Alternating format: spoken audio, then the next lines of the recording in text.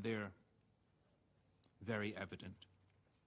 This open debate has enabled me the opportunity to comment on, to respond to the concept note and the related questions circulated by the Indian presidency.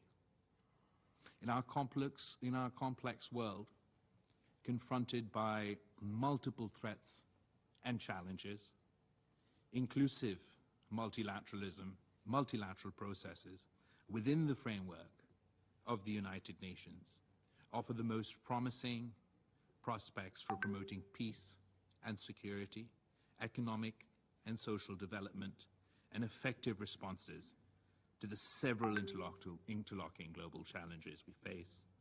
It is therefore of vital importance to empower and efficiently utilize all the main organs of the United Nations, the General Assembly, the Security Council, the Economic and Social Council, the Human Rights Council, the International Court of Justice, and the Secretary General and Secretariat of the United Nations. We must induct equality and democracy in the structures of global financial and economic governance, especially the Bretton Woods institutions. The UN General Assembly, the most universal global forum, must play a central role in reinforcing multilateralism and enhancing equity and justice in international relations. The world's attention must also turn away from pursuing narrow national ambitions and face collectively, multilaterally, first and foremost, the existential threats that we face as the human race, be it in the shape of the COVID pandemic, be it in the form of climate catastrophe and climate change, or the issues of the nuclear threat, terrorism, extremism, the increasing propensity for narrow-minded populism, authoritarianism, religious intolerance. We must confront the rise of the ideologies of hate, of xenophobia, of Islamophobia, of populist extremism, racial and religious intolerance, which impose discrimination and violence and even threats of genocide against vulnerable minorities in certain countries. Mr. President, the United Nations Security Council has the primary responsibility for the maintenance of international peace and security.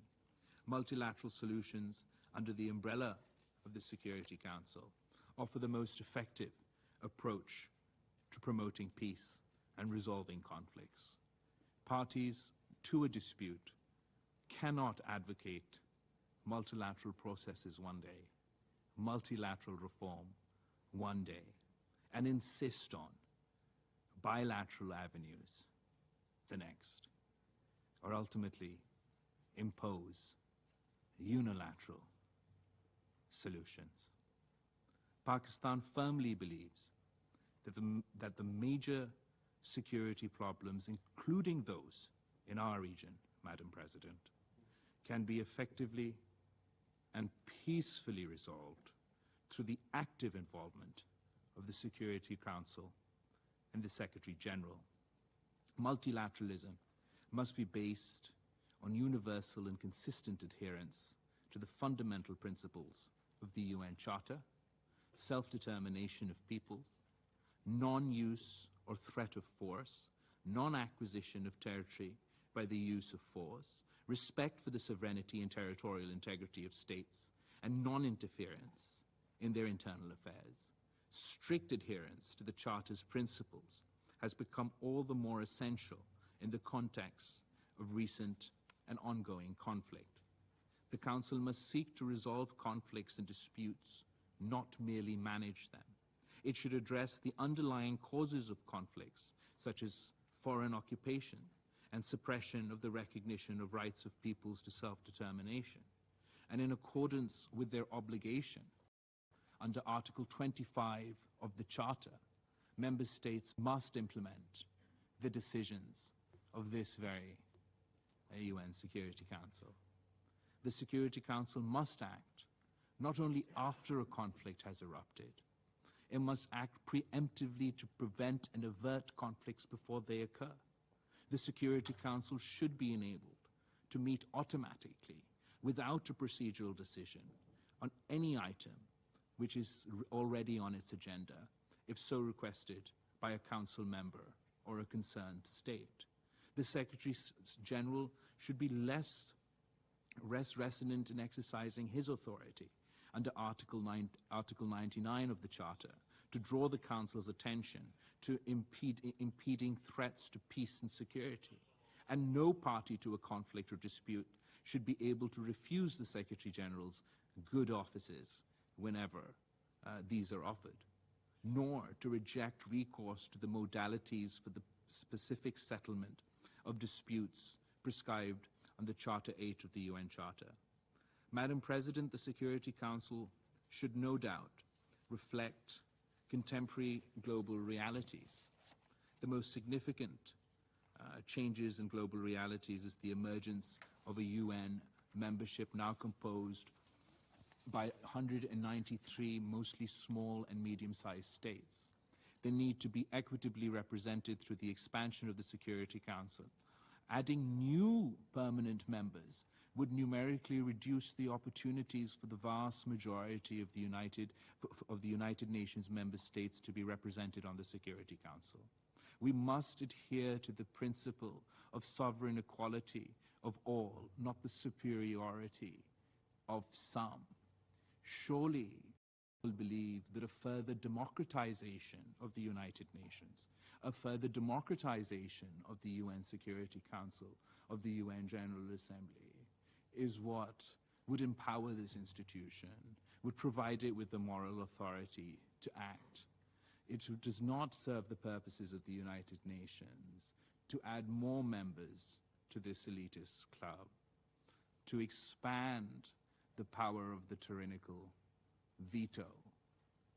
It would serve this institution to further democratize, to allow for the principle of the sovereign equality of all and not the superiority of some.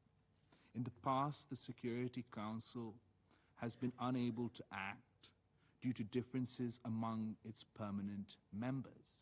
Adding new permanent members would multiply the possibility of paralysis at the Security Council. The problem cannot be the solution, and surely states which have a record of not implementing the resolutions of this very Security Council cannot be considered worthy of consideration for any form of Council membership.